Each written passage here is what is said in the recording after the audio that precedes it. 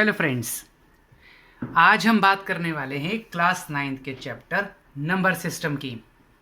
मैं जानता हूँ आप लोग अभी क्लास 8th से पास होके क्लास 9th में आए हैं और क्लास 9th में आने के बाद में आपको लगने लगता है डर। डर इसलिए क्योंकि अब आप आ चुके हो सबसे कठिन क्लास में।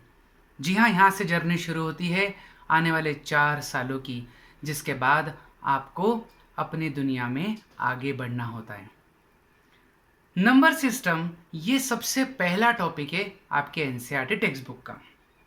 हमारे साथ आज 2 मेहमान मौजूद है और ये भी आपके साथ साथ पढ़ना चाहते हैं कि आखिर ये नंबर सिस्टम चैप्टर क्या है। सबसे पहले हम ये समझते हैं कि नंबर सिस्टम इसे क्यों कहा गया है। देखिए बच्चों, आप तो जानते ही है कि काउंटिंग नंबर्स की कितनी ज़रूरत होती है, ठीक है ना। जैसे यहाँ पर कितने एनिमल्स है, 1 2, है ना। या मैं कहूँ कि दोनों में से हेवी कौन है, तो आप कहोगे एलिफेंट हेवी है, लाइक दैट। तो नंबर्स जिनका हमें काउंटिंग से सीधे सीधे रिलेशन हो, उन्हें हम नेचुरल नंबर कहते हैं। तो नेचुरल नंबर को हमने डिनोट करा कैपिटल एन से, ठीक है। लेकिन जब हमने 2 नेचुरल नंबर को आपस में सब्ट्रैक्ट करा, जब वो इक्वल थे, जैसे 3 माइनस 3, तो क्या हमें रिजल्ट मिलता है वो नेचुरल नंबर है? जी नहीं, हमें मिलता है 0। तो 0 से शुरू होने वाली काउंटिंग जिसे कहते हैं होल नंबर्स, और होल नंबर्स को रिप्रेजेंट कैसे करा जाता है? W से। अब जब हमने सब्ट्रैक्शन को कंटिन्यू रखा, हमने छोटे नंबर में से बड़ा नंबर सब्ट्रैक्ट करा, तो देखा जाए तो मेरे पास 2 ऑब्जेक्ट्स है, उसमें से मैं 5 ऑब्जेक्ट्स कैसे किसी से ले सकता हूँ या किसी को दे सकता हूँ। अगर मेरे पास 2 मैंगो है, मैं किसी को 5 मैंगो दे सकता हूँ? नहीं दे सकता हूँ। तो फिर मैं कैसे दूंगा 5 मैंगो? मुझे 3 मैंगो किसी से बोरो करना पड़ेंगे। जी हाँ, और जब मैं बोरो करूँगा उसे ही -3 कहते हैं। और इन -3 में आने वाले नंबर्स को हमने कहा है इंटीजर्स। और आप जानते हैं इंटीजर्स को कैसे डिनोट करते हैं? कैपिटल Z से, ठीक है। तो natural number, whole number, integers, ये तमाम नंबर आपने प्रीवियस क्लासेस में पढ़े हुए हैं।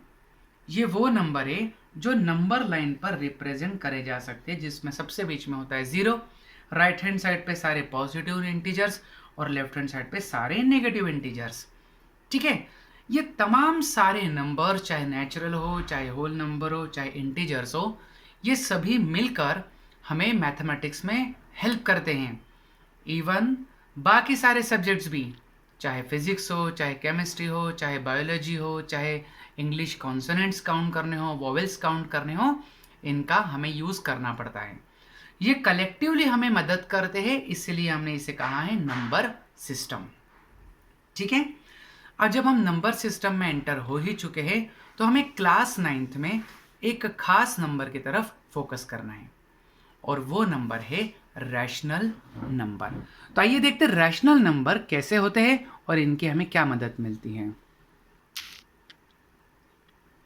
रैशनल नंबर्स आप तो जानते ही हो, जिन्हें हम P/Q के फॉर्म में रिप्रेजेंट करते हैं। बस ध्यान रखना, यहां पर Q कभी भी 0 नहीं हो सकता। Q 0 क्यों नहीं हो सकता? क्योंकि किसी भी नंबर के डिनोमिनेटर में जब आप 0 ले लेंगे तो वो नॉट डिफाइंड कहलाता है। एक बात आपको और समझनी होगी कि फ्रैक्शंस भी दिखने में तो ऐसे ही होते हैं, है ना। जैसे मैंने लिखा फ्रैक्शन 2/3। फिर रैशनल नंबर और फ्रैक्शन में क्या अंतर है? सबसे बड़ा अंतर तो यही है कि फ्रैक्शंस में हमेशा न्यूमरेटर पॉजिटिव होता है, लेकिन रैशनल नंबर्स में मैं -2/3 भी लिख सकता था, ठीक है। सो कभी भी फ्रैक्शन नेगेटिव नहीं होते हैं, जबकि रैशनल नंबर्स नेगेटिव भी हो सकते हैं। दोनों ही केसेस में, चाहे फ्रैक्शन हो चाहे रैशनल हो, कभी भी डिनोमिनेटर में 0 नहीं हो सकता है, ठीक है। अब जैसे मैंने कहा -2/3 ये एक रैशनल नंबर है, तो आप देखेंगे न्यूमरेटर और डिनोमिनेटर दोनों में हम इंटीजर्स को रख सकते हैं। इसीलिए मैं कह रहा हूं कि वो पॉजिटिव नेगेटिव दोनों हो सकते हैं, ठीक है।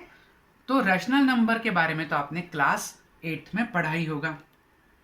जिस तरह रैशनल नंबर्स के बारे में आप जानते हैं कि रैशनल नंबर्स को आपस में ऐड भी करा जा सकता है, सब्ट्रैक्ट करा जा सकता है, मल्टीप्लाई करा जा सकता है, डिवाइड करा जा सकता है। आइए हम जानते हैं कि जब हम किसी नंबर लाइन पर रैशनल नंबर को रिप्रेजेंट करते हैं तो हमें क्या पता चलता है।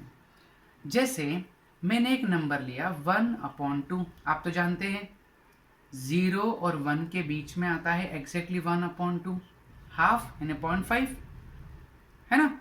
अब आप बताइए हाफ और 1 ये दोनों नंबर लाइन पर आने वाले नंबर से, 1 भी एक तरह से रैशनल नंबर है।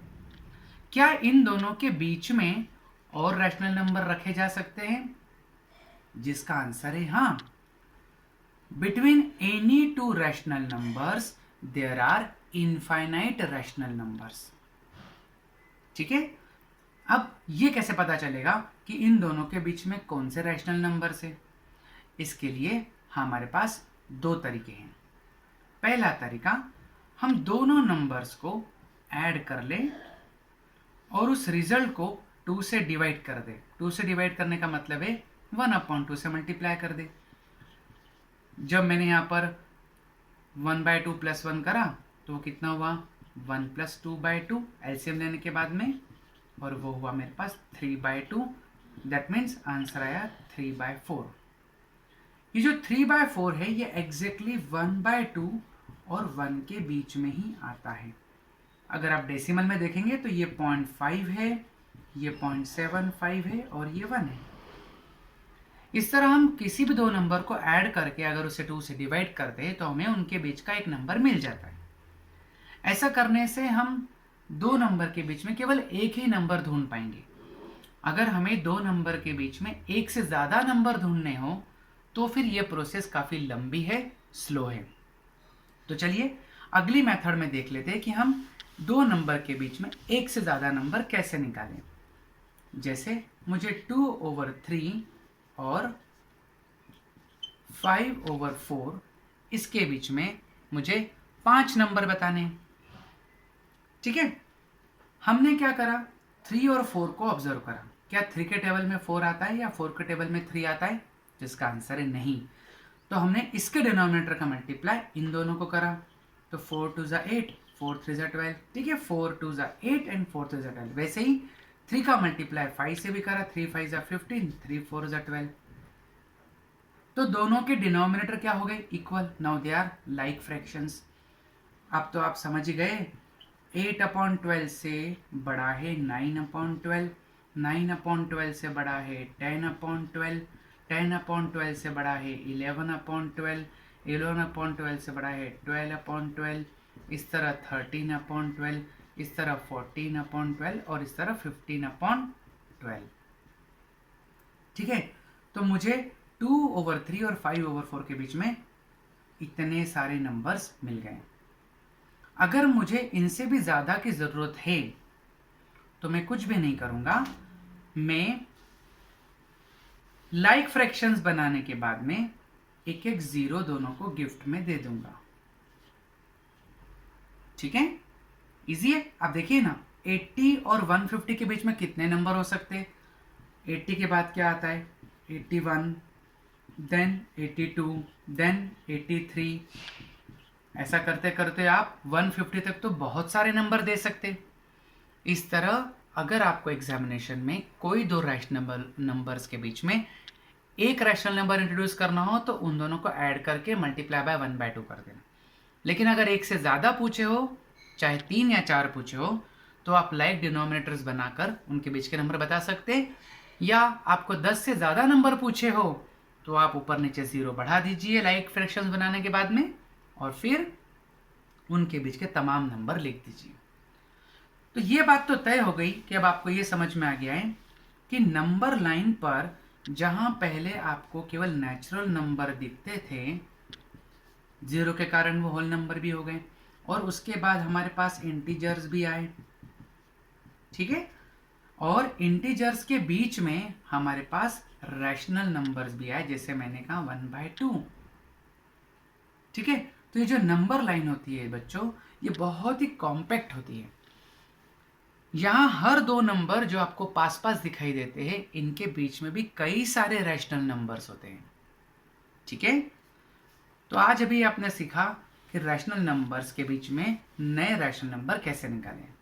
अब एक बात तो पक्का है कि आपको ये पता चल गया है कि सारे नेचुरल नंबर से थोड़े से ज़्यादा होल नंबर होते हैं, क्योंकि ज़ीरो उसमें इन्वॉल्व होता है, और सारे होल नंबर इंटीजर्स के अंदर आते हैं, है ना। रैशनल की दुनिया अलग होती है जहाँ पर फ्रैक्शंस आते हैं, ठीक है। तो हमें ये क्लियर होना चाहिए कि नंबर सिस्टम में ये सारे नंबर्स की ज़रूरत पड़ती है। क्लास 9th में आने के बाद में हम रैशनल नंबर को नंबर लाइन पर रिप्रेजेंट करना सीखते हैं, और हम ये सीखते हैं कि दो नंबर्स के बीच में नए नंबर इंट्रोड्यूस कैसे करें। चलिए एक छोटा सा क्वेश्चन और करते हैं कि 3/4 एंड 7/2 के बीच में सपोज आपको 10 नंबर ढूंढने हैं। आप क्या करेंगे? आप तो जानते हैं 2 के टेबल में 4 आ सकता है ना। तो हम 3/4 को कुछ भी नहीं करेंगे, उल्टा यहाँ पर 2 का मल्टीप्लाई डिवाइड कर लेंगे, तो ये बन जाएगा 14/4। और आपको 10 नंबर्स पूछे मैंने, 3 से काउंटिंग करेंगे तो 4, 5, 6, 7, 8, 9, 10, 11, 12, 13 तक आएंगे।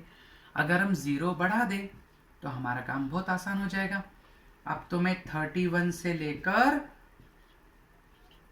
140 तक कितने सारे नंबर लिख सकता हूँ, आप खुद सोचिए। और मैंने तो खैर आपको अभी केवल 10 नंबर्स ही पूछे हैं, हुआ ना आसान, ठीक है।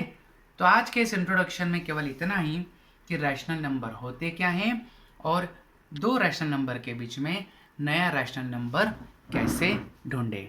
हमारी फिर मुलाकात होगी अगले वीडियो में, जहां हम पढ़ेंगे कि रैशनल नंबर्स को नंबर लाइन पे और कितने तरह से रिप्रेजेंट कर सकते हैं। Thank you.